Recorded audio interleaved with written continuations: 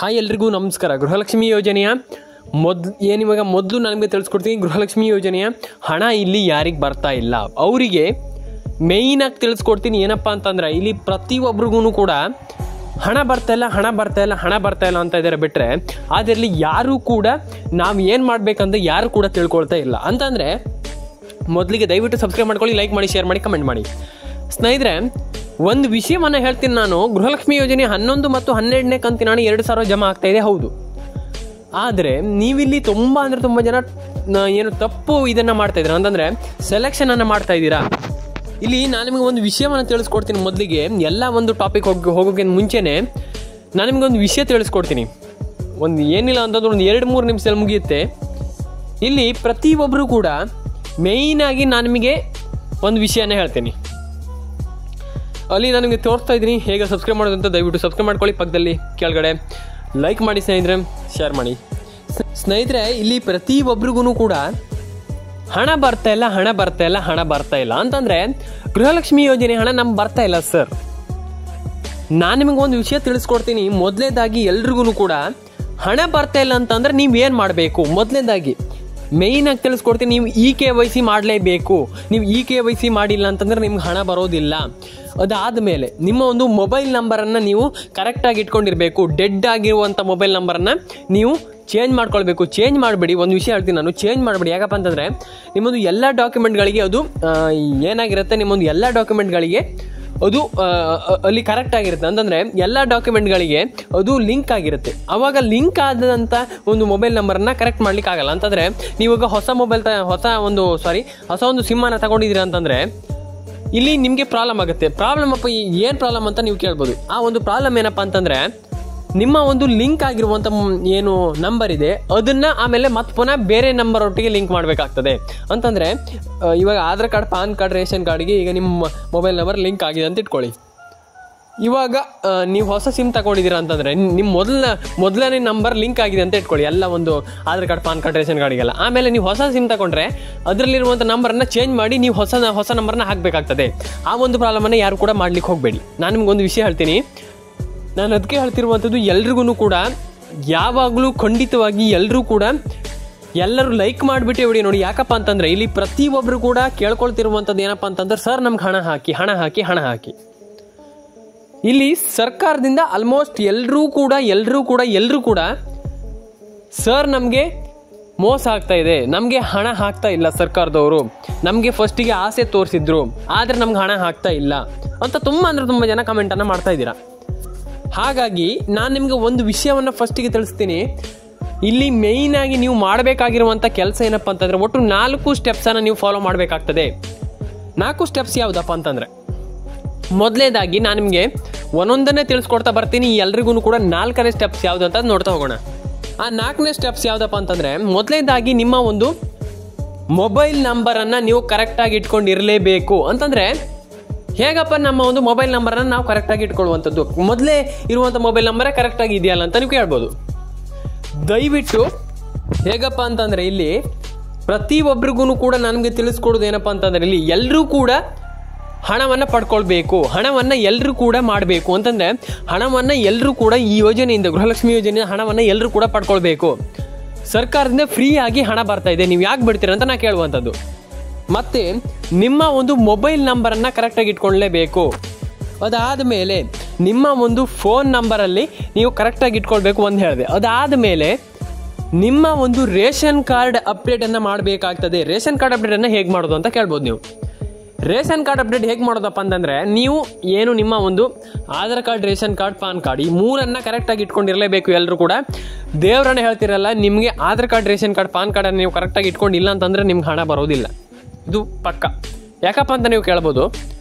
Ration card, PAN card, Aadhaar card ಈ 3 ಅನ್ನುವಂಥದ್ದು very important ಆಗಿರುತ್ತೆ. ಹಾಗಾಗಿ ಈ 3 ಕರೆಕ್ಟಾಗಿ ಎಲ್ಲರೂ ಕೂಡ ಇಟ್ಕೊಂಡಿರಲೇಬೇಕು. ಎಲ್ಲರೂ ಕೂಡ ಇದನ್ನೇ ಇಟ್ಕೊಂಡಿರಲೇಬೇಕು. ಯಾಕಪ್ಪ ಅಂತಂದರೆ ಇಲ್ಲಿ ಆಲ್ಮೋಸ್ಟ್ ಎಲ್ಲರೂ ಕೂಡ ತಿಳ್ಕೊಂಡಿರೋ ಹಾಗೆ ಇಲ್ಲಿ ration card, PAN card, Aadhaar card ಅಷ್ಟು ಏನು ಪ್ರಭಾವ ಬೀರೋದಿಲ್ಲ ಅಂತಂದರೆ ಏನು ಪ್ರಾಬ್ಲಮ್ ಆಗೋದಿಲ್ಲ ಅಂತ ತಿಳ್ಕೊಂಡಿದ್ದಾರೆ. ಆದರೆ ಇಲ್ಲಿ ration card, PAN card update ಅನ್ನುವಂಥದ್ದು ವೆರಿ ಇಂಪಾರ್ಟೆಂಟ್ ಆಗಿರುತ್ತೆ. ಇದನ್ನು ನೀವು ಎಲ್ಲರೂ ಕೂಡ ನೀವು ಬೇಕಾದರೆ ನೋಡಿ ration card, PAN card, Aadhaar card ಈ ಮೂರು ಇಲ್ಲದೇ ನಿಮ್ಗೆ ಏನೂ ನಡೆಯೋದಿಲ್ಲ. ಹಾಗಾಗಿ ಹೇಳ್ತಿರುವಂಥದ್ದು ನೀವು ಇದನ್ನು ನೀವು ಮಾಡಿಸ್ಕೊಳ್ಳೇಬೇಕು, ಇದನ್ನು ನೀವು ಕರೆಕ್ಟಾಗಿ ಇಟ್ಕೊಳ್ಳೇಬೇಕು. ಇದಕ್ಕೆ ನಿಮ್ಮ ಒಂದು ಎಲ್ಲ ಡಾಕ್ಯುಮೆಂಟ್ಸ್ಗಳನ್ನ ಲಿಂಕ್ ಮಾಡಲೇಬೇಕು. ಕರೆಕ್ಟಾಗಿ ಇಟ್ಕೊಂಡ್ರೆ ನಿಮ್ಗೆ ಖಂಡಿತವಾಗ್ಲೂ ನಿಮ್ಗೆ ಹಣ ಬರುತ್ತೆ. ಖಂಡಿತವಾಗಿಯೂ ನಾನು ಇದು ಫೇಕ್ ಮಾಹಿತಿ ಕೊಡೋದಲ್ಲ ಸ್ನೇಹಿತರೆ, ಖಂಡಿತವಾಗ್ಲೂ ನಾನು ಹೇಳ್ತಿರುವಂಥದ್ದು ಈ ರೀತಿ ಮಾಡಿದರೆ ಖಂಡಿತವಾಗ್ಲೂ ಎಲ್ರಿಗೂ ಹಣ ಬರುತ್ತೆ. ಇಲ್ಲ ಅಂತಂದ್ರೆ ನಿಮ್ಗೆ ₹1 ಹಣ ಬರೋದಿಲ್ಲ. ನಾನು ಅದಕ್ಕೆ ಹೇಳ್ತಿರುವಂಥದ್ದು ಎಲ್ಲರೂ ಕೂಡ ನಾನು ಹೇಳುವಂಥ ಕೆಲಸವನ್ನು ಮಾಡ್ತೀರಾ ಅಂತಂದರೆ ಖಂಡಿತವಾಗಿ ಎಲ್ರಿಗೂ ಕೂಡ ಹಣ ಬರುವಂಥದ್ದು. ಖಂಡಿತವಾಗ್ಲೂ ಎಲ್ಲರೂ ಕೂಡ ನೀವು ಏನು ಗೃಹಲಕ್ಷ್ಮಿ ಯೋಜನೆ ಹಣವನ್ನು ಪಡ್ಕೊಳ್ಬೋದು. ಮತ್ತು ಇಲ್ಲಿ ಆಲ್ಮೋಸ್ಟ್ ಮಿನಿಮಮ್ ಅಂತಂದರೆ ಎಲ್ಲರೂ ಕೂಡ ಇಲ್ಲಿ ಒಂದು ಪ್ರಾಬ್ಲಮನ್ನು ಮಾಡ್ತಾ ಇದ್ದೀರಾ. ಏನಪ್ಪ ಆ ಪ್ರಾಬ್ಲಮ್ ಅಂತಂದರೆ, ನೀವಿಲ್ಲಿ ಅಡ್ರೆಸ್ ಮತ್ತು ನೇಮನ್ನು ಫಸ್ಟಿಗೆ ನೀವು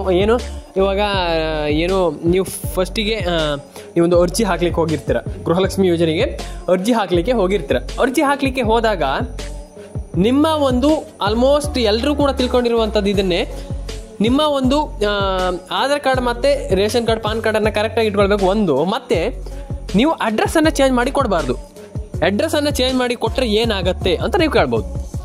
ನಾನು ಒಂದು ವಿಷಯ ಹೇಳ್ಬಿಡ್ತೀನಿ, ನೀವು ನಿಮ್ಮ ಒಂದು ಅಡ್ರೆಸ್ ಮತ್ತು ನೇಮನ್ನು, ಮೊಬೈಲ್ ನಂಬರ್ನ ಚೇಂಜ್ ಮಾಡಿ ಕೊಟ್ಟರೆ, ನೀವೇನಾದರೂ ನೀವು ಒಂದು ಅರ್ಜಿ ಸಲ್ಲಿಸೋಕೆ ಹೋಗುವಾಗ ನೀವು ಚೇಂಜ್ ಮಾಡಿ ಕೊಟ್ಟರೆ ಇಲ್ಲಿ ಬಹುದೊಡ್ಡ ಏನು ಪರಿಣಾಮವನ್ನು ಬೀರುತ್ತೆ ಅಂತಂದ್ರೆ ನಾನು ಅದಕ್ಕೆ ಹೇಳ್ತಿರುವಂಥದ್ದು ಎಲ್ಲರೂ ಕೂಡ ಈ ಒಂದು ತಪ್ಪನ್ನು ಮಾಡಲಿಕ್ಕೆ ಹೋಗಬೇಡಿ. ಎಲ್ರಿಗೂ ಕೂಡ ನಾನು ನಿಮಗೆ ರಿಕ್ವೆಸ್ಟ್ ಮಾಡ್ಕೊಳ್ಳುವಂಥದ್ದು ಇದನ್ನೇ, ಎಲ್ಲರೂ ಕೂಡ ದಯವಿಟ್ಟು ಎಲ್ಲರೂ ಕೂಡ ನಾನು ಹೇಳುವಂಥದ್ದು ಪ್ರತಿಯೊಬ್ಬರು ಕೂಡ ಈ ತಪ್ಪನ್ನು ಮಾಡಲಿಕ್ಕೆ ಹೋಗಬೇಡಿ. ನಾನು ಎಲ್ರಿಗೂ ಕೂಡ ರಿಕ್ವೆಸ್ಟ್ ಮಾಡ್ಕೊಳ್ಳುವಂಥದ್ದು ಅದನ್ನೇ. ನಾನು ಏನು ಹೇಳ್ತಿದ್ದೀನಪ್ಪ ಅಂತಂದರೆ, ನೀವು ಕೇಳ್ಬೋದು ಇವಾಗ, ಎಲ್ರಿಗೂ ಕೂಡ ನಾನು ಹೇಳ್ತಿರುವಂಥದ್ದು ಅದನ್ನೇ, ನೀವು ಈ ಪ್ರಾಬ್ಲಮನ್ನು ಮಾಡಲಿಕ್ಕೆ ಹೋಗಬೇಡಿ. ಮತ್ತು ಇದಾದ ಮೇಲೆ ಮೇಯ್ನಾಗಿ ಇದಾದ ಮೇಲೆ ಏನು ಮಾಡಬೇಕಂತ ತುಂಬ ಜನ ಕೇಳ್ಬೋದು. ಸ್ನೇಹಿತರೆ, ನಾನು ನಿಮಗೆ 2 ನಿಮಿಷದಲ್ಲಿ ತಿಳಿಸ್ಕೊಡ್ತೀನಿ. ಆರಾಮಾಗಿ ನಾನು ನಿಮಗೆ 2 ನಿಮಿಷದಲ್ಲಿ ತಿಳಿಸ್ಕೊಡ್ತೀನಿ. ನಿಮಗೆ 2 ಸ್ಟೆಪ್ಸನ್ನು ನಾನು ನಿಮ್ಗೆ ಹೇಳ್ತೀನಿ. ಇವಾಗ ಸರ್ಕಾರ ಚೇಂಜ್ ಮಾಡಿರುವಂಥದ್ದು ನಿಯಮಗಳನ್ನು ಆಲ್ಮೋಸ್ಟ್ ಎಲ್ರಿಗೂ ಕೂಡ ಗೊತ್ತೇ ಇರುವಂಥದ್ದು. ಇಲ್ಲಿ ಸಿದ್ದರಾಮಯ್ಯ ಅವರು ಮತ್ತು ಲಕ್ಷ್ಮೀ ಹೆಬ್ಬಾಳ್ಕರ್ ಅವರು, ಡಿ ಕೆ ಶಿವಕುಮಾರ್ ಅವರು ಇವಾಗ ನಿಮ್ಮ ಒಂದು ಆಲ್ಮೋಸ್ಟ್ ಎಲ್ರಿಗೂ ಕೂಡ ಇಲ್ಲಿ ಏನು ತಿಳಿಸ್ಕೊಟ್ಟಿದ್ದಾರೆ, ಇಲ್ಲಿ ಆಲ್ಮೋಸ್ಟ್ ಎಲ್ರಿಗೂ ಕೂಡ ತಿಳಿಸ್ಕೊಟ್ಟಿದ್ದಾರೆ. ಚೇಂಜ್ ಮಾಡಬೇಕು, ನಿರ್ಧಾರವನ್ನು ಚೇಂಜ್ ಮಾಡಬೇಕು, ಈ ಒಂದು ಏನು ರೂಲ್ಸನ್ನು ಚೇಂಜ್ ಮಾಡಬೇಕಂತ ಹೇಳಿರುವಂಥದ್ದು.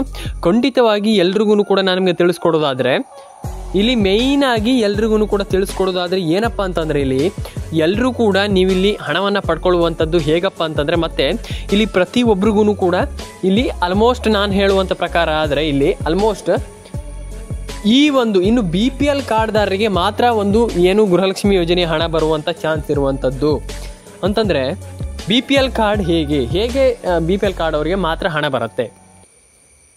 ಇಲ್ಲಿ BPL ಕಾರ್ಡ್ ಅವರಿಗೆ ಮಾತ್ರ ಹೇಗೆ ಹಣ ಬರುತ್ತೆ ಅಂತ ಅಂದರೆ ಇಲ್ಲಿ ಇವಾಗ ಏನು ಜನರು ಕೇಳ್ಬೋದು, ಹೇಗೆ BPL ಕಾರ್ಡ್ ಅವರಿಗೆ ಮಾತ್ರ ಹೇಗೆ ಹಣ ಬರುತ್ತೆ ಅಂತ ಕೇಳ್ಬೋದು. ಇಲ್ಲಿ BPL ಕಾರ್ಡ್ ಅವರಿಗೆ ಹೇಗೆ ಹಣ ಬರುತ್ತೆ ಮೇಯ್ನಾಗಿ ನಾನು ನಿಮಗೆ ತಿಳಿಸ್ಕೊಡ್ತೀನಿ. ಬರೀ BPL ಕಾರ್ಡ್ ಅಂತಲ್ಲ ಸ್ನೇಹಿತರೆ, BPL ಕಾರ್ಡ್ ಅಂತಲ್ಲ, ನಾನು ನಿಮ್ಗೆ ಒಂದು ವಿಷಯ ತಿಳಿಸ್ಕೊಡ್ತೀನಿ. ಇಲ್ಲಿ ಸರ್ಕಾರದಿಂದ ಹೊಸ ಒಂದು ಮಾಹಿತಿ ಬಂದಿರುವಂಥದ್ದು, ಇನ್ನು ಯಾರು ಕೂಡ KYC ಮಾಡಿಲ್ಲ ಅವ್ರಿಗೆ ಹಣ ಇಲ್ಲ. ಯಾರು ಕೂಡ KYC ಮಾಡೋದಿಲ್ಲ ಅವ್ರಿಗೆ ಹಣ ಇಲ್ಲ. ಹಾಗಾಗಿ ನೀವಿಲ್ಲಿ ಖಂಡಿತವಾಗಿಯೂ KYCಯನ್ನು ಎಲ್ಲರೂ ಕೂಡ ಮಾಡ್ಕೊಳ್ಬೇಕಾಗ್ತದೆ. ಮಾಡ್ಕೊಳ್ಳಿಲ್ಲ ಅಂತಂದರೆ ಏನಾಗುತ್ತೆ ಅಂತ ನೀವು ಕೇಳ್ಬೋದು. ಇಲ್ಲಿ KYC ಅನ್ನುವಂಥದ್ದು ಇಲ್ಲಿ ದೊಡ್ಡ ಪ್ರಾಬ್ಲಮ್ ಆಗುತ್ತೆ ಸ್ನೇಹಿತರೆ. KYC ಮಾಡಿಲ್ಲ ಅಂತಂದರೆ ನಿಮಗೆ ದೊಡ್ಡ ಪ್ರಾಬ್ಲಮ್ ಆಗುತ್ತೆ. ನಾನು ಅದಕ್ಕೆ ನಿಮಗೆ ಮೊದಲೇ ಎಚ್ಚರಿಸ್ತಿದ್ದೀನಿ, KYCಯನ್ನು ಎಲ್ಲರೂ ಕೂಡ ಮಾಡ್ಕೊಳ್ಳಿ. ಇಲ್ಲಿ KYC ಮಾಡಿಲ್ಲ ಅಂತ ಅಂದರೆ ನಿಮ್ಗೆ ಹಣ ಬರೋದಿಲ್ಲ. ಇದನ್ನು ನೆನಪಲ್ಲಿ ಇಟ್ಕೊಳ್ಳಿ. ಎಲ್ಲರೂ ಕೂಡ KYC ಯಾರು ಮಾಡ್ತೀರೋ ಅವ್ರಿಗೆ ಪ್ರತಿಯೊಬ್ಬರಿಗೂ ಕೂಡ ಹಣ ಬರುತ್ತೆ, ಏನು ಕೂಡ ಪ್ರಾಬ್ಲಮ್ ಆಗೋದಿಲ್ಲ. KYC ಮಾಡಿ ಖಂಡಿತವಾಗ್ಲೂ KYC ಮಾಡ್ತೀರಾ ಅಂತಂದರೆ ಎಲ್ರಿಗೂ ಕೂಡ ಹಣ ಬಂದೇ ಬರುತ್ತೆ ಸ್ನೇಹಿತರೆ. ಇದಾದ ಮೇಲೆ ನಿಮ್ಮ ಒಂದು ಮೊಬೈಲ್ ನಂಬರ್, ನೀವೊಂದು ಮೊಬೈಲ್ ನಂಬರನ್ನು ಕರೆಕ್ಟಾಗಿ ಇಟ್ಕೊಂಡಿದ್ದೀರಾ ಅಂತಂದರೆ ಖಂಡಿತವಾಗ್ಲೂ ಹಣ ಬಂದೇ ಬರುತ್ತೆ. ಇದಾದ ಮೇಲೆ ನಿಮ್ಮ ಒಂದು ರೇಷನ್ ಕಾರ್ಡನ್ನು ಕರೆಕ್ಟಾಗಿ ಇಟ್ಕೊಳ್ಬೇಕು. ಆಮೇಲೆ ದೇವರನ್ನೇ ಹೇಳ್ತೀನಲ್ಲ, ರೇಷನ್ ಕಾರ್ಡನ್ನು ಎಲ್ಲರೂ ಕೂಡ ಕರೆಕ್ಟಾಗಿ ಇಟ್ಕೊಂಡಿರಲೇಬೇಕು. ಯಾಕಪ್ಪ ಹಾಗೆ ಹೇಳ್ತಿದ್ದೀರ ಅಂತ ನೀವು ಕೇಳ್ಬೋದು. ಇಲ್ಲಿ ರೇಷನ್ ಕಾರ್ಡ್ ಅನ್ನುವಂಥದ್ದು ಎಲ್ರಿಗೂ ಕೂಡ ಇಂಪಾರ್ಟೆಂಟ್. ರೇಷನ್ ಕಾರ್ಡ್ ಯಾರು ಕರೆಕ್ಟಾಗಿ ಇಟ್ಕೊಂಡಿರೋದಿಲ್ಲ ನಿಮಗೆ ಹಣ ಬರೋದಿಲ್ಲ. ರೇಷನ್ ಕಾರ್ಡ್ ಅನ್ನುವಂಥದ್ದು ವೆರಿ ಇಂಪಾರ್ಟೆಂಟ್ ಆಗಿರುವಂಥದ್ದು. ಇದಾದ ಮೇಲೆ ಯಾವ ಜಿಲ್ಲೆಗಳಿಗೆ ಹಾಗಾದರೆ ಹಣ ಬರುತ್ತೆ? ಒಟ್ಟು ಇಲ್ಲಿ ಆಲ್ಮೋಸ್ಟ್ ಇಲ್ಲಿ ನಾನು ಹೇಳಿರುವಂಥದ್ದು ಇಲ್ಲಿ ಆಲ್ಮೋಸ್ಟ್ ಇಲ್ಲಿ ಆಲ್ಮೋಸ್ಟ್ ಎಲ್ಲ ಜಿಲ್ಲೆಗಳಿಗೆ ಹಣ ಬರುತ್ತೆ. ಆದರೆ ಆಲ್ಮೋಸ್ಟ್ 20-25 ಜಿಲ್ಲೆಗಳಿಗೆ ಆರಾಮಾಗಿ ಎಲ್ರಿಗೂ ಕೂಡ ಹಣ ಬರುವಂಥದ್ದು. ಯಾರು ಕೂಡ ವರಿಯನ್ನು ಮಾಡ್ಲಿಕ್ಕೆ ಹೋಗಬೇಡಿ. ಎಲ್ರಿಗೂ ಕೂಡ 100% ಹಣ ಬರುವಂಥದ್ದು. ಎಲ್ರಿಗೂ ಕೂಡ 100% ಹಣ ಬಂದೇ ಬರುತ್ತೆ. ಖಂಡಿತವಾಗ್ಲೂ ನೀವೆಲ್ಲರೂ ಕೂಡ ಹಣವನ್ನು ಪಡ್ಕೊಳ್ಬೋದು. ಖಂಡಿತವಾಗ್ಲೂ ಎಲ್ಲರೂ ಕೂಡ ಅರ್ನಿಂಗನ್ನು ಮಾಡ್ಬೋದು. ಪ್ರತಿಯೊಬ್ಬರು ಕೂಡ ಅದಕ್ಕೆ ನಾನು ಹೇಳ್ತಿರುವಂಥದ್ದು, ಲೈಕ್ ಮಾಡ್ಕೊಳ್ಳಿ, ಶೇರ್ ಮಾಡ್ಕೊಳ್ಳಿ, ಸಬ್ಸ್ಕ್ರೈಬನ್ನು ಮಾಡ್ಕೊಳ್ಳಿ ಅಂತ ಹೇಳ್ತಿರುವಂಥದ್ದು. ಪ್ರತಿಯೊಬ್ಬರು ಕೂಡ ಖಂಡಿತವಾಗ್ಲೂ ಈ ಒಂದು ಯೋಜನೆಯ ಫಲಾನುಭವಿಗಳಾಗ್ಬಿಟ್ಟು ನೀವು ಇಲ್ಲಿ ಖಂಡಿತವಾಗ್ಲೂ ಹಣವನ್ನು ಪಡ್ಕೊಳ್ಳಿ. ಈ ಒಂದು ಯೋಜನೆಯ ಫಲಾನುಫಲಗಳನ್ನು ಕರೆಕ್ಟಾಗಿ ಪಡ್ಕೊಳ್ಳಿ. ಖಂಡಿತವಾಗ್ಲೂ ಎಲ್ರಿಗೂ ಹಣ ಬರಲಿ ಅಂತ ನಾನು ಆಶಿಸ್ತೇನೆ ಸ್ನೇಹಿತರೆ. ಎಲ್ಲರೂ ಕೂಡ ಹಣವನ್ನು ಪಡ್ಕೊಳ್ಳಿ.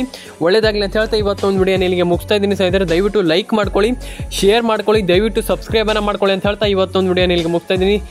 ಸಿಗೋಣ ಸ್ನೇಹಿತರೆ ಮುಂದಿನ ನೋಡೋದಲ್ಲಿ. ಸ್ನೇಹಿತರೆ ಲೈಕ್ ಮಾಡಿ, ಶೇರ್ ಮಾಡಿ, ಸಬ್ಸ್ಕ್ರೈಬನ್ನು ಮಾಡ್ಕೊಳ್ಳಿ. ಸಿಗೋಣ, ಬಾಬಾ ಎಲ್ರಿಗೂ. ಅದಕ್ಕೆ ನಾವು ಒಂದು ವಿಡಿಯೋ ಮಾಡಿರ್ತೀವಿ, ತುಂಬ ಶ್ರಮವನ್ನು ಪಟ್ಟು ಒಂದು ವಿಡಿಯೋ ಮಾಡಿರ್ತೀವಿ. ಅದಕ್ಕೆ ಲೈಕ್ ಮಾಡ್ಕೊಳ್ಳಿ ಅಂತ ಹೇಳ್ತಾ ಇರುವಂಥದ್ದು. ಎಲ್ಲರೂ ಕೂಡ ಯಾರು ನೋಡ್ತೀರಾ ಎಲ್ಲರೂ ಕೂಡ ಲೈಕ್ ಮಾಡ್ಕೊಳ್ಳಿ, ದಯವಿಟ್ಟು ಸಬ್ಸ್ಕ್ರೈಬನ್ನು ಮಾಡ್ಕೊಳ್ಳಿ ಅಂತ ಹೇಳ್ತಾ ಇವತ್ತೊಂದು ವಿಡಿಯೋನ ಇಲ್ಲಿಗೆ ಮುಗಿಸ್ತಾ ಇದ್ದೀನಿ. ಬಾಯ್.